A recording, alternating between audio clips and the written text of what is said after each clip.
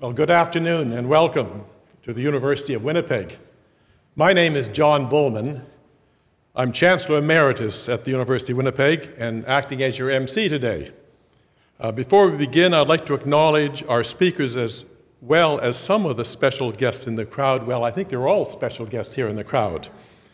But our speakers today are, of course, Dr. Lloyd Axworthy, our President and Vice Chancellor University, and then University of Winnipeg student, Fartun Mohamed, and the University of Winnipeg student, James Morales. Now,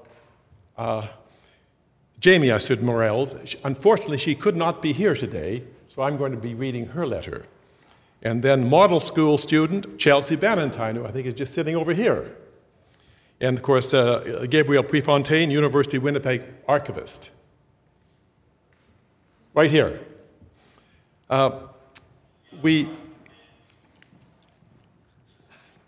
It is my pleasure to offer a warm greeting of welcome to all of you. Today is another important and exciting day for the University of Winnipeg. The installation of this time capsule provides us with a moment within which we can look back upon our institution's history and also reflect on the ways in which we've grown. Maybe most importantly, today we can also take a moment and look ahead and ponder the potential that lies before our institution and its students. Please join me in welcoming Dr. Lloyd Axworthy, President and Vice Chancellor of the University of Winnipeg, to bring his greetings and reflections. Dr. Axworthy.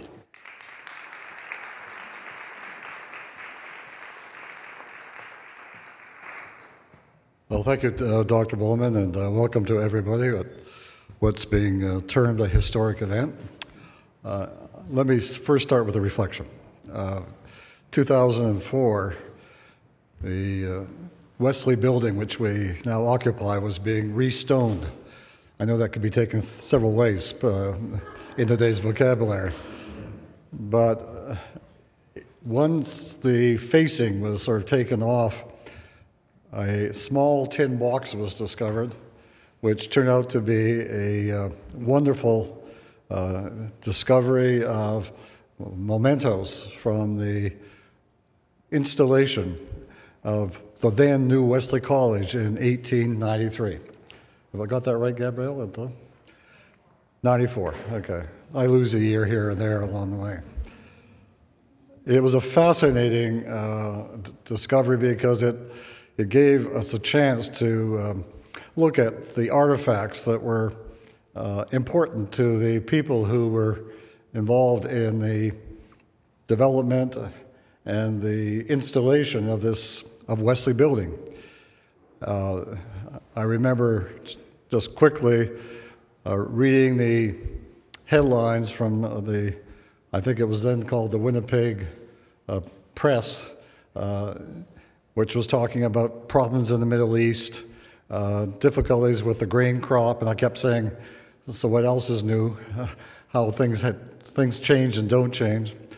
There was a description of the core curriculum that was being offered to the students at that time, which was a course called Mathematics, Philosophy, and Morality. I think you got it all together at one point. So again, what's changed from that point in time? What was of particular interest was the names of many of the original sponsors and donors. It was fascinating to see how the folks in the Minnedosa Methodist Church contributed $3.20 to the construction of this new building. And it was also tempting to look at some of the well-known family names which are still here in Winnipeg to determine what their ancestors had thought was a contribution. And one of our economists helped me extrapolate that from 19th century dollars to 21st century dollars, and we discovered, in fact, that some of those families who donated a couple of $100 would now be ready and willing to give several $1,000s just to match their forebears' generosity. The important thing about that tin box with all its artifacts, and some of them are on display. Gabrielle has sort of done a wonderful job of archiving that for us. But the important message was that the people who put that box together were doing so as a matter of faith and belief and commitment that this institution, that Wesley College, in these very early days of the city, was going to be around for another 100 years, offering education and learning and enlightenment and a general contribution to this pioneer community. It was a wonderful sense of the both imagination and the spirit of people at that time in terms of what they believed was really important as a development within the just emerging city of Winnipeg. To have in this downtown location, right by, just being built over what was then called Spence Creek, this building dedicated and committed to the education and learning of men and women for generations ahead. So what we're here today to do is to really recommit ourselves to a similar faith and belief in the importance of learning, the importance of education, the importance of having, now in a much different urban landscape, an institution of higher learning, of learning generally, of community learning. Clearly, we've gone through lots of changes. We've hopped over Spence Creek, filled it to make a mall, opened a new campus on the site of the old roller rink, which was probably still around. I don't know if that was built in 1893. But it really did show, at that time, this kind of underlying sense of priority and importance the people of that decade, of that generation, gave to the importance of education as a building block in their community. So we're gathered here today to make that similar kind of commitment by including artifacts, letters from our students, reading material, curriculum, a report on the community, so that 100 years from now, in the belief that this building and this university will have gone through many changes, but will still be offering and giving to this community the brilliant gift of education and learning. So that is really why this is historic. It really is an act of faith. I guess you would call it an intergenerational contribution that will be honored. And if the actuarial numbers keep changing, some of the students here today might be around to see it. I know I won't be, at least in a temporal way. So I thank you all for coming. I would like to particularly give my appreciation to the students who entered into a contest to give their own thoughts and views about the University of Winnipeg as they see it and their beliefs in it. And I hope it gives you just a little bit of a sense of history in the making to know that at some point in a fairly far distant future, other students will be reading your words and looking back and also recognizing that there has been a legacy, a progression, that we all belong to the same fundamental notion of a university as a place that anchors and gives to our community a sense of its own identity and its own being. So thank you very much for coming. I will turn it back to Dr. Bulman, our Chancellor Emeritus, and to simply suggest that we may have an opportunity, as you see the slides go by, to look at the wonderful sort of gifts and contributions we're giving to a future generation. Thank you very much.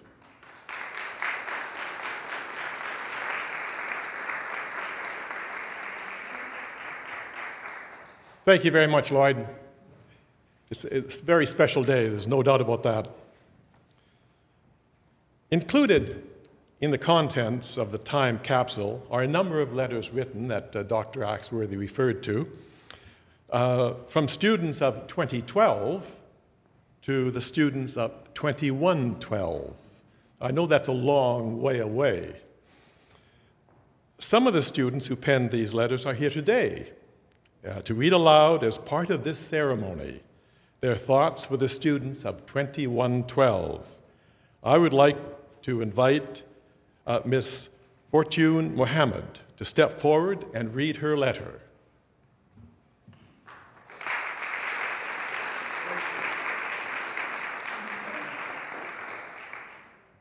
Hi.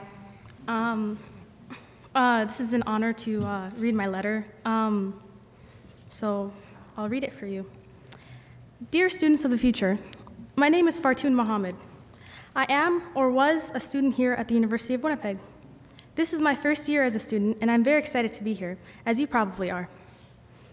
University is a very good time for you to spread your wings, and if you're like me, it's your first real taste of independence. It can be scary to be in a new place. It can be very scary. And you might feel alone. I know when I first started here, I had absolutely no idea where my classes were. Really, it was like walking around with my eyes closed. But fortunately, my fellow students saw that I needed help and helped me out. If I could give you just one piece of advice, it would be this. Remember that there are friendly people out there, and they will help you any way they can. So don't be afraid to ask someone for help.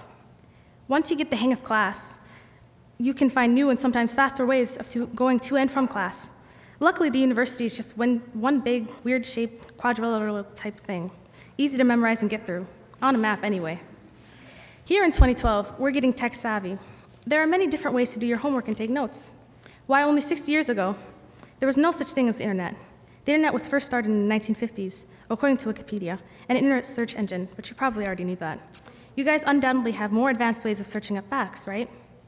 There are also many people with the latest laptops and cell phones. And even the university is getting more high-tech. There are newer computers and newer ways to participate in class. By the time you read this letter, at the rate technology is evolving, the university, no, the whole world, will be more advanced in technology. I really hope that the tech boost will help you study. I know it distracts me. Good luck in your studies. You'll be successful if you work hard and do your best. Sincerely, Fartun Mohamed.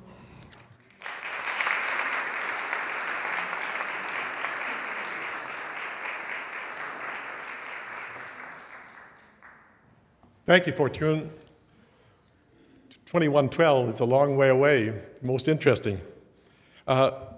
We had another student, I think I mentioned earlier, Jamie Morels was not able to join us today, but I am pleased to read her letter to you. Now, this is her letter. The last 4 seasons. Most students can't wait to graduate. They want to get out of university fast and get full-time jobs. I can't imagine life outside of university. This has been my life in the last 3 years, and my life other than this is hard to imagine. The place holds memories and dreams. When I first stepped in Lockout Hall, I fantasized about a career in applied computer sciences. I liked the idea of not only envisioning the future, but creating it. Can you imagine the things you can make of science and computers? Being in the Department of Applied Computer Science for only a few months made me realize that no future is impossible. Our dreams are but an arm's length away. We need only to stretch to reach them. During the first year, I spent most of my time in my favorite place, the library. It smells of old books and is always cool. The orange metal shelves make it feel even cooler. It's quiet most of the time when no rude people decide to watch funny videos on YouTube with their laptops on loudspeaker. Most of the time it's just me and some students who are studying and a few students who are sleeping. The best place to sit in is by the glass walls because you'll see the view of the city, and in the winter, the snowfall. Another great place to be I discovered around my first winter was in the Beatrice Learning Commons up in the 5th floor. You'll find a nook behind the door with a long lounging chair surrounded by half walls. If you lie down there, which I came to school for at 7 in the morning, you'll see through the glass ceiling what I always see, the sky changing faces. I think it's beautiful. I think it's worth waking up for. As seasons passed, the class sizes became smaller and smaller. Suddenly the room was half empty, and suddenly, too, my plans have faded away with the seasons. I fell deeper in love with writing. I discovered philosophy, religious studies, motivational literature, and psychology. I liked all of them as much as I liked computer science. My dilemma then became the question, so which one do I like the most? While trying to find the answer, I did things half-heartedly.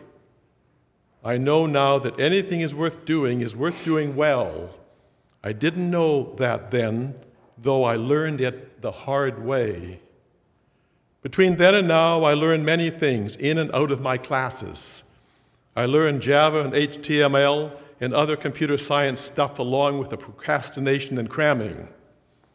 I learned to open and actually read my textbooks, which always seemed to be a lot more expensive than other textbooks. I learned to pull off all-nighters for exams and parties alike. I learned from a professor that our university cafeteria has one of the healthiest and most reasonably priced menus among university cafeterias. When I got my first car, I learned too that parking in downtown is a gold mine. And just a few months ago, I learned that I wanted a combined major in applied computer science and business administration. Things don't always go as planned.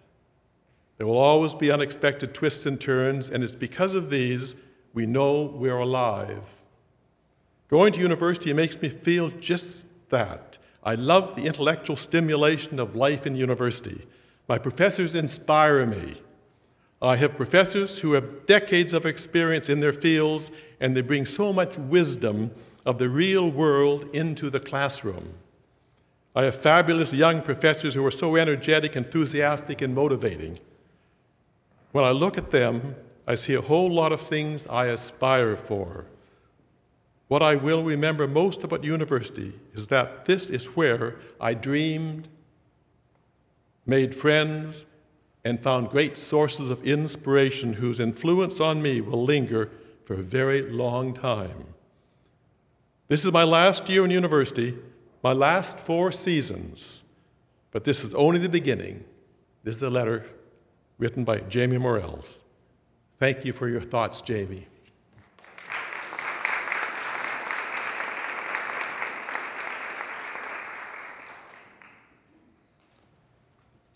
I would now like to welcome Chelsea Bannatyne, a student in the University of Winnipeg's Model School, to read her letter to the students of 2112.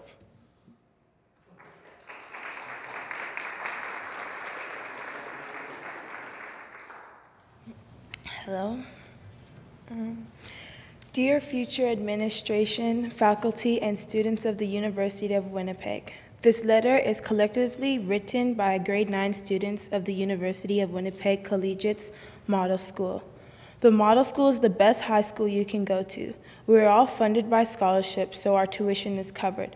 This gives a lot of kids a chance to get a good education. If some kids weren't funded, they wouldn't be able to afford this school. I feel like teen culture in Winnipeg is not that different from any other city.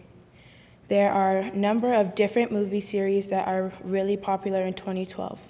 A couple are Twilight, Paranormal Activity, and The Hunger Games. The music we listen to a lot these days are Justin Bieber, boy bands, and mini rock bands. Our fashion sense is bringing back skinny jeans from the last few decades. Also, many young teenage boys are dressing in style called hipster. Girls are wearing skinny jeans, tights, and crew necks. In this time period, the technology is changing rapidly. There are way more handheld devices. Many people are using Apple laptops, iPhones, iPods, and iPads to connect with everyone around them. Facebook is just one of the social networks that connects you to the cyber world. Compared to how thin the phone and the televisions are getting, I wonder how thin the phones are now in your century. Are they really thin or holographic? The television in the 1990s were really big and in black and white. Now televisions are getting thinner and in HD, 3D, and a couple in 4D. In terms of politics, federally, we are currently in the 6th year of Stephen Harper's term of Prime Minister. The New Democratic Party of Manitoba has led the provincial legislative since 1999. For the majority of the time, Gary Dewar has been the premier, but for the last 2 years, Greg Sillinger has held the top post. Since 2004, Winnipeg's mayor has been Sam Cates. In the world, the biggest political news in the last while has been the election of Barack Obama as the first African-American president of the USA. In Winnipeg, there are many things to do, like the zoo and museums. I choose the city over the country. This city is really multicultural because we get people from all over the world. That's what makes it a good city to live in. You don't have to leave your city to get a taste of the world because the world comes to you. That's one of the best things about this city. There are a lot of new buildings going up these days. The Blue Bombers are getting a new stadium. The University of Winnipeg is building the United Complex, and the Human Rights Museum at the Forks is nearly finished, and many others. Winnipeg is a nice, welcoming place, but sometimes very cold. We hope this letter finds you well and in living in a peaceful, clean, and sustainable world. Sincerely yours, Chelsea Bannatyne.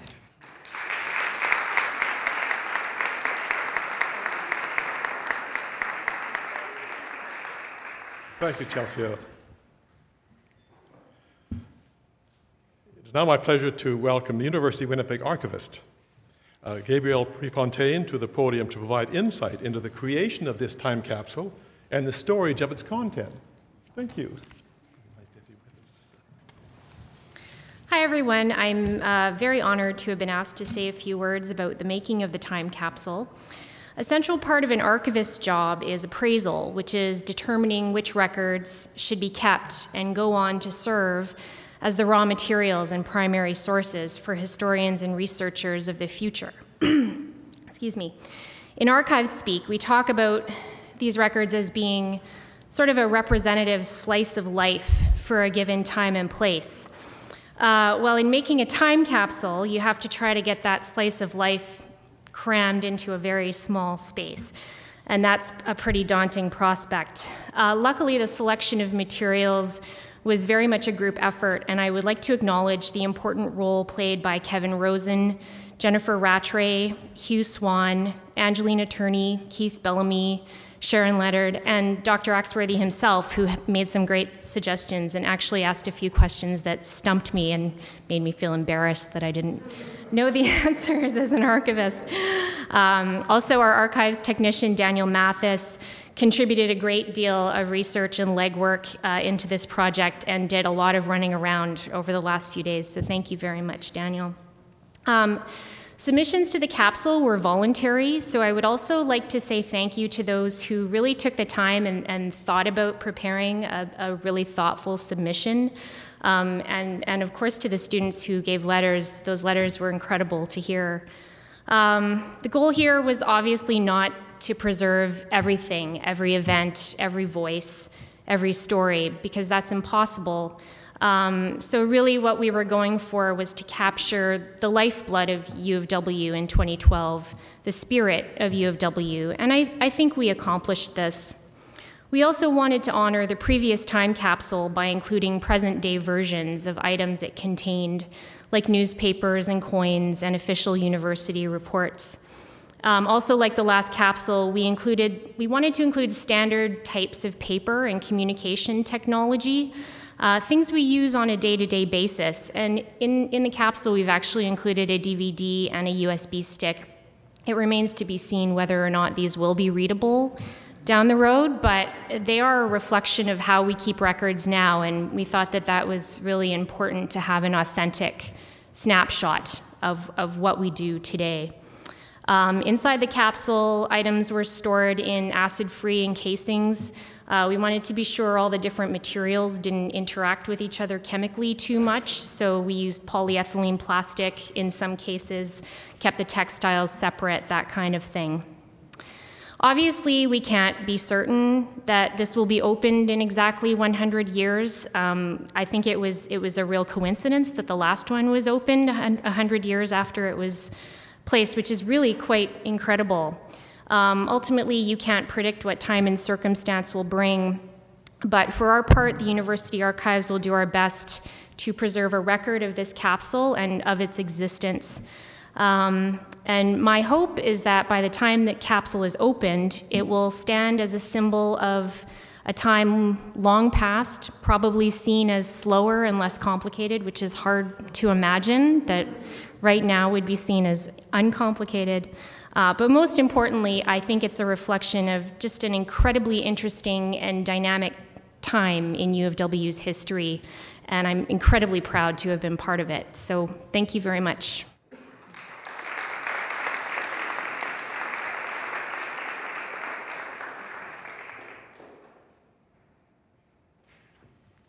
Thank you, Gabrielle. Very nice to look at when you're looking at 2112. That's a long way away. I would now like to invite the guests and speakers to join Dr. Axworthy for the installation of the UWinnipeg time capsule in the cornerstone of Wesley Hall. You've probably seen it when you came in.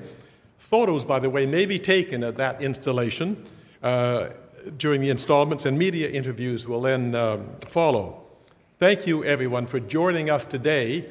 It's a pleasure to see you all, and following the sealing of the time capsule, I invite you to stay for refreshments here in Convocation Hall. Feel free to ask questions and view the pictures of the time capsule's contents. And thank you again. We can now go down and see the installation. And thank you all for attending.